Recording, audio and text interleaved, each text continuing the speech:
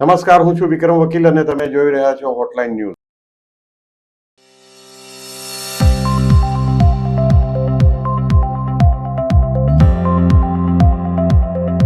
ગુજરાત કોંગ્રેસે થોડા દિવસો પહેલા જ એક ઇલેક્શન જીતવા માટે કમિટી બનાવી હતી, સ્ટ્રેટેજી માટે, કેમ્પેઇન માટે, અને એમાં જૂના કાટલાઓને નાખ્યા હતા. ત્યારે અમે એક વિડીયો બનાવીને કહ્યું હતું કે આ તો ફક્ત લગ્નના ઘોડાઓને ફરીથી રેસના ઘોડા તરીકે ઉતરવાની કોશિશ કરી, પરંતુ કોંગ્રેસની અંદરના કાર્યકરો એને લગ્નના ને લંગડા ઘોડા કહેતા હતા. એટલે કે ભરતસિંહ સોલંકી માંડીને સિદ્ધાર્થ પટેલ હોય કે જે બીજા કોઈને જે બધા જૂના જોગીઓને અમિત ચાવડાને જવાબદારી સોંપી હતી, એના આધારે ચૂંટણી જીતી શકાય એવું લાગતું નહોતું. એ નેતાઓ પણ નહોતા માનતા કે એમના નેતૃત્વમાં કોંગ્રેસ કંઈ સારો દેખાવ કરી શકશે. એટલે હવે હાઈકમાન્ડે પગલું લઈને એમાં ઉમેરો કર્યો છે 3 થી 4 નેતાઓને. એમાં 2 મુખ્ય નામ છે, જિગ્નેશ મેવાણી અને ગનીબેન ઠાકોરનું.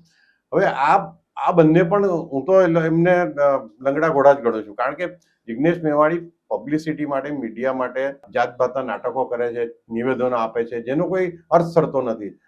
જે ભાજપના મતદારોને કોંગ્રેસ તરફ વાળી શકાય એવું એક પણ પગલું જિગ્નેશ મેવાણીએ કે ગનીબેને લીધું હોય તો તમે બતાવો. ભાજપના જે મતદારો છે ઉલટા ભાજપ તરફે વધારે થઈ જાય, નારાજ ભાજપના ઉમેદવારોને પણ ભાજપને જ મત આપવાનું મન થાય. એ પ્રકારની આખી જિગ્નેશ મેવાણીની સાયકોલોજી રહી છે. એના મતક્ષેત્ર પૂરતું એનું બરાબર જીતવા પૂરતું દલિત મતો પર જીતે છે, પરંતુ ગુજરાત આખું જે છે તેમાં સવર્ણો પણ છે, સવર્ણો મતદારો પણ છે, પાટીદારો પણ છે, કોળી પટેલો પણ છે. એ બધાને ભૂલીને એ ફક્ત એનું ફોકસ એક દલિત મતદારોને ખુશ અને મુસ્લિમ મતદારો બેને પૂરતું રાખવા માંગે છે. એટલે કોંગ્રેસનું એમાં પણ કોઈ જિગ્નેશ મેવાણીને પક્ષ પ્રમુખ બનાવી દે કે તમામ સત્તા આપે તો અંધિક કફોડો દેખાવ થવાનો છે. આ બાબતે આપણી સાથે ચર્ચા કરશે જાણીતા પત્રકાર કિરીટભાઈ ત્રિવેદી. કિરીટભાઈ, આપનું સ્વાગત છે હોટલાઇન ન્યૂઝમાં. જી, ધન્યવાદ છે. કિરીટભાઈ, આજે કોંગ્રેસે લંગડા ઘોડાને જગ્યાએ હવે એમ કહેતા હતા કે ભાઈ આ લગ્નના ઘોડા છે, પાછા ફરીથી લાવો તો આને લગ્નના ઘોડા ગણ્યા છે જિગ્નેશ મેવાણી અને ગનીબેનને. એ ખરેખર લગ્નના ઘોડા છે કે લંગડા ઘોડા છે? એ લોકો તો પહેલા ઘોડા કહી શકાય એવી વ્યાખ્યામાં જ નથી આવતા, કેમ કે એમનું રાજકારણ ટૂંકી દ્રષ્ટિનું અને સીમિત છે. વિક્રમભાઈ, મને બરોબર યાદ છે 90-91 ની અંદર જ્યારે ચિમનભાઈ પટેલની સાથે ભારતીય જનતા પાર્ટીના ટેકાની સરકાર હતી અને કેશુબાપા નાયબ મુખ્યમંત્રી હતા, કેશુભાઈ પટેલ, ત્યારે ગાંધીનગરના પત્રકારો એવું કહેતા કે ચાલો આજે કોઈ ન્યૂઝ નથી તો શું કરીએ. એટલે એ લોકો કહેતા ચાલો અશોક ભટ્ટ પાસે જઈએ એટલે 2-4 ન્યૂઝ એની પાસેથી મળી જશે આપણને. આવી એક ઇમેજ હતી અશોકભાઈની કે કાંઈ ને કાંઈ એ સરકારની તરફેણનું કે વિરુદ્ધનું કે કાંઈ પણ એવું બોલે કે 2-3 ન્યૂઝ તમને એની પાસેથી મળી જાય. સેમ અત્યારે એવી પરિસ્થિતિ છે કે કશું જ નથી, વિધાનસભાની અંદર કોઈ મુદ્દો નથી, કંઈ નથી, તો અત્યારે 2 ચહેરા છે એવા ગુજરાતની અંદર, એક ગોપાલ ઇટાલિયા અને બીજું જિગ્નેશ મેવાણી. આ 2 જણને મળો એટલે તમને સરકારની વિરુદ્ધની 4 વાત મળી જાય અને 4 ન્યૂઝ તમારા બની જાય. જો તમારા એ પ્રમાણેની છાપાની લાઈન હોય ને એન્ટી એસ્ટાબ્લિશમેન્ટ કરતા હો તમે, તો તમને 2-4 ન્યૂઝ બહુ આરામથી મળી જાય એની પાસેથી. એટલે લોકપ્રિયતા છે એવું એ લોકો માને છે કે વારંવાર અમે યુટ્યુબ ઉપર અથવા તો સોશિયલ મીડિયા ઉપર અથવા તો રિજનલ ચેનલની અંદર અમે વારંવાર બોલીએ, પત્રકારો અમારો ઇન્ટરવ્યુ કરે વારંવાર, તો અમે ખૂબ લોકપ્રિય છીએ એવું એ લોકો માની રહ્યા છે. પણ ખરેખર એવું નથી. આપણે સરસ વાત કરી કે કદાચ જિગ્નેશ મેવાણીને ફૂલ પાવર આપી દે, 440 વોલ્ટ કોંગ્રેસનો જે વાયર છે દિલ્હીથી આવતો એ વાયર પકડાવી દે તો પણ ગુજરાતની અંદર પરિસ્થિતિમાં કોઈ ફરક પડે એમ નથી. ફરક પડે એમ નથી એટલા માટે વિક્રમભાઈ કે એક તો એ એની જૂની ઘરેડમાંથી બહાર નથી આવતું, એને એના નેતાઓ કે કાર્યકરોને કોઈ સુધારો કરવો નથી, એના વલણની અંદર કોઈ સુધારો નથી થતો, એ લોકોની માનસિકતાની અંદર કોઈ સુધારો થતો નથી.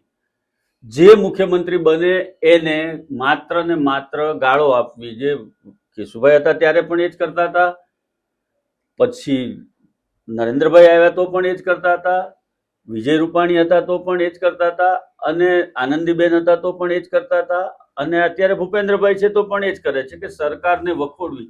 સરકારને વખોડવા કરતા તમે ક્રિએટિવ કામ લઈને જાઓ ને પ્રજાની પાસે, તમે પ્રજાનો સંપર્ક ક્રિએટિવ કામમાં કરો ને.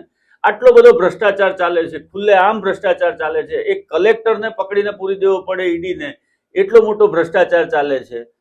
એ ભ્રષ્ટાચારના મુદ્દા તમને કેમ નથી દેખાતા કે માત્ર એક સુરેન્દ્રનગર નહીં પરંતુ ગુજરાતના તમામ જિલ્લામાં આ પરિસ્થિતિ છે. આ મુદ્દો કેટલા કોંગ્રેસ વાળા બોલ્યા?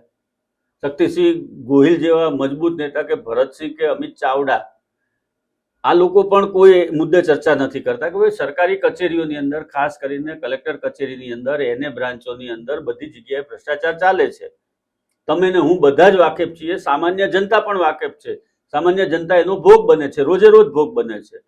તો આવા જે ભ્રષ્ટાચારના મુદ્દા છે, જે ભય, ભૂખ અને ભ્રષ્ટાચારની વાત કરીને ભારતીય જનતા પાર્ટી ગુજરાતમાં શાસનમાં આવી છે, એ ભય, ભૂખ અને ભ્રષ્ટાચાર, અત્યારે ભય પણ છે, ભૂખ પણ છે.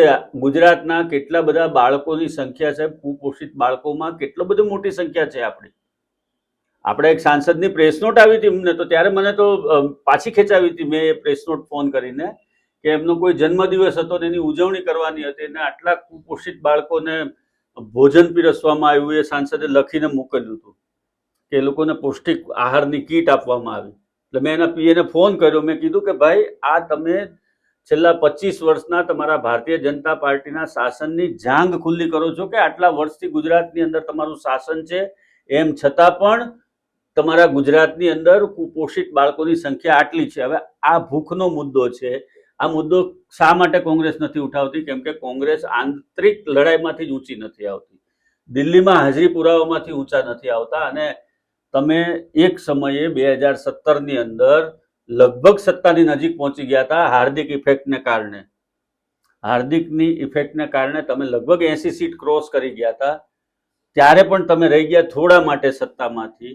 ત્યાર પછીનો તમારો દેખાવ જુઓ, 17 થી આ 10 વર્ષની અંદર તમે ડાઉન થઈને સિંગલ ડિજિટમાં આવી જાવ એવી પરિસ્થિતિ છે. તો આ બધાને મૂકવાથી કે આ ગેનીબેનને લાવો કે આને લાવો, કોઈ જ ફરક નથી પડવાનો, કેમ કે તમારું વિઝન ધૂંધળું છે, તમને મોતિયો આવી ગયો છે. એ સિવાય કિરીટભાઈ બીજું છે કે કરિશ્મા નથી આ લોકો. હવે કોઈ પણ નેતા સફળ, રાજકારણ હોય, ફિલ્મ હોય કે ક્રિકેટનું ફિલ્મ તો અલગ છે, કારણ કે ક્રિકેટમાં તો આવડત એનું કૌશલ્ય જોઈએ, પણ બાકી પોલિટિક્સમાં ખાસ તો એક નેતામાં કરિશ્મા પણ હોવા જોઈએ. તમે વર્લ્ડ લેવલ પર જોશો, જેફ કેનેડી હતા કે રેગન હતા અમેરિકન પ્રેસિડન્ટ, કે આપણા ભૂતકાળમાં આપણે તો વાજપેયીજી હતા, નરેન્દ્ર મોદી પણ છે. તો નેતાની સફળતા માટે એનામાં કંઈક એવું હોવું જોઈએ. કોંગ્રેસના જેટલા નેતાઓ છે ને, કોંગ્રેસમાં એવું નથી કે શશી થરૂર પાસે છે ડાયનેમિઝમ, એમાં કરિશ્મા છે, એનો પોતાનો એક આવડત છે, ફ્લુઅન્ટ અંગ્રેજી બોલે છે, જનરલ નોલેજ છે. પણ ગુજરાતમાં કોંગ્રેસના એવા કેટલાક નેતાઓ, ધારો કે જયનારાયણ વ્યાસ કોંગ્રેસમાં જોડાયા, પણ જયનારાયણભાઈ એની ઉંમરના હિસાબે અથવા તો એમના જે પેલું શું કહેવાય કે એમનામાં જે એગ્રેસિવનેસ નથી, એને કારણે કોંગ્રેસનો ઉપયોગ નથી કરી શકતી. એ સિવાય જિગ્નેશ મેવાણીમાં એગ્રેસિવનેસ છે, પણ એમની પાસે એવો કોઈ કરિશ્મા નથી. કરિશ્મા એટલે ફક્ત પર્સનાલિટીની વાત નથી કરતા, કરિશ્મા એટલે નોલેજ, ટોટલ ઓવરઓલ આખું પેકેજ આવે, જે એમના કોઈ દેખાતું જ નથી કે જે સામાન્ય માણસને આકર્ષી શકે. કોંગ્રેસમાં એક પણ નેતા રાષ્ટ્રીય લેવલે પણ ખડગેથી માંડીને રાહુલ ગાંધીમાં કોઈ, જયરામ રમેશમાં કોઈ એવું સત્વ કે દેખાતું નથી કે જે કોંગ્રેસને મત આપવા લોકો પ્રેરાય ગુજરાતમાંથી પણ. તો આ જે નવો નિર્ણય લીધો છે કોંગ્રેસે, એનાથી કંઈ પણ આપણે કહીએ સામાન્ય માણસની ભાષામાં કંઈ એનો કોઈ ફાયદો થવાનો નથી. Thank you very much Kiritbhai. આવા પ્રકારના વિડીયો તમને જોવા ગમતા હોય તો હોટલાઇન ન્યૂઝ ચેનલને લાઇક, શેર અને સબસ્ક્રાઇબ કરો.